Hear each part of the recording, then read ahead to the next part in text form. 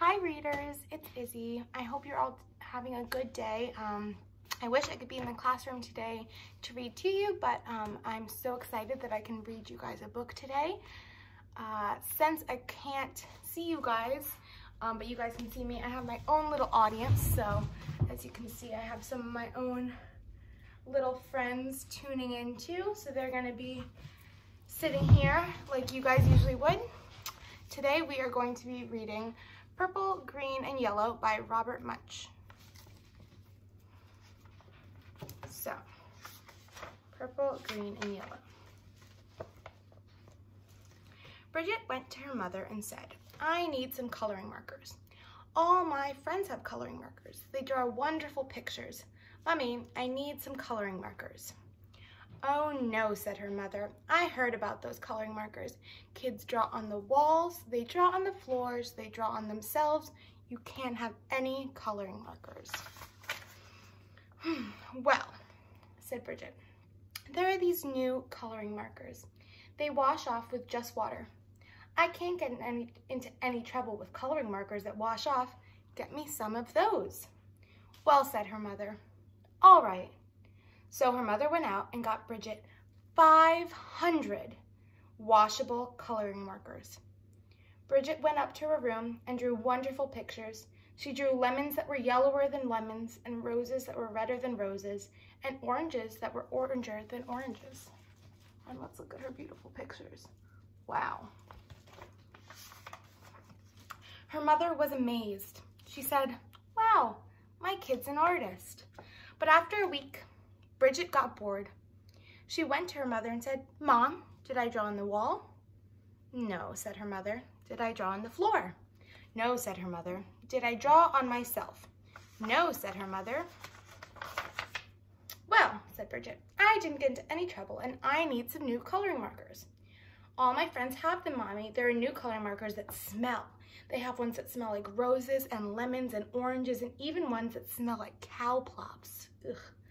Mom, they have coloring markers that smell like anything you want. Mom, I need those coloring markers." Her mother went out and got 500 coloring markers that smelled. Then Bridget went upstairs and she drew pictures. She drew lemons that smelled like lemons, and roses that smelled like roses, and oranges that smelled like oranges, and cow plops that smelled like cow plops. Ew, who would want that? Look at all those markers. Wow. Her mother said, "Wow, my kid's an artist." But after a week, Bridget got bored. She said, "Mom, did I draw on the floor?" "No," said her mother. "Did I draw on the walls?" "No," said her mother. "Did I draw on myself?" "No," said her mother. "Well," said Bridget, "I need some new coloring markers. These are the best kind. All my friends have them. They're super indelible, never come off till you're dead, and maybe even later coloring markers, Mom. I need them." So her mother went out and got her 500 super indelible, never come off till you're dead, and maybe even later coloring markers. Bridget took them and drew pictures for 3 weeks. She drew lemons that looked like lemons, looked better than lemons, and roses that looked better than roses, and orange that looked better than oranges, and sunsets that looked better than sunsets. Oh my goodness, look at that orange that she's drawing. But remember, these are permanent. That means they can't come off. Then she got bored. She said, "I'm tired of drawing on the paper, but I'm not going to draw on the walls, and I'm not going to draw on the floor, and I'm not going to draw on myself, but everyone knows it's okay to color your fingernails. Even my mother colors her fingernails." So Bridget took a purple, super indelible, never come off till you're dead, and maybe even later coloring marker, and she colored her thumbnail bright purple. And that was so pretty that she colored all her fingers purple, black, and yellow. And that was so pretty she colored her hands yellow, green, and red. Oh my goodness, look at her hands. And these are permanent. And that was so pretty. She colored her face purple, green, yellow, and blue. And that was so pretty. She colored her belly button blue. And that was so pretty. She colored herself all sorts of colors, almost entirely all over. Then Bridget Bridget looked in the mirror and said, "What have I done? My mother is going to yell at me." So she ran into the bathroom and washed her hands for half an hour. Nothing came off, and her hands still looked like mixed up rainbows. Look at her. Oh my goodness, it's not coming off in the sink. What's she gonna do? Then she had a wonderful idea. She reached way down to the bottom of the coloring markers and got a special colored marker. It was the same color she was. She took the marker and colored herself all over until she was regular color again. In fact, she looked even better than before. Almost too good to be true. She went downstairs and her mother said, "Why, Bridget, you're looking really good today." "Right," said Bridget. Then her mother said, "It's time to wash your hands for dinner." But Bridget was afraid that the special color would not stick to the colors underneath. She said, "I already washed my hands." But her mother smelled her hands and said, "No soap."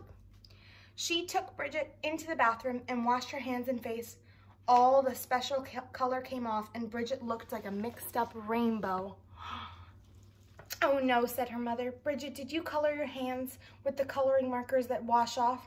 "No." "Bridget, did you color your hands with the coloring markers that smell?" "No." "Did you use the super indelible, never come off till you're dead, and maybe even later coloring markers?" "Yes." "Yikes," yelled her mother. She called the doctor and said, "Help, help, help. My daughter has colored herself with the super indelible, never come off till you're dead, and maybe even later coloring markers." "Oh dear," said the doctor. "Sometimes they never come off." The doctor came over and gave Bridget a large orange pill. She said, "Take this pill, wait 5 minutes, and then take a bath." So Bridget took the pill, waited 5 minutes, and jumped into the bath. Her mother stood outside the door and yelled, "Is it working? Is it working?" Oh, and let's look. Look at all the things that this doctor has in her doctor bag. "Yes," said Bridget, "everything is coming off." And Bridget was right. Everything had come off. When Bridget walked out of the bathroom, she was invisible. "Oh no," yelled her mother. "You can't go to school if you're invisible. You can't go to university if you're invisible, like college.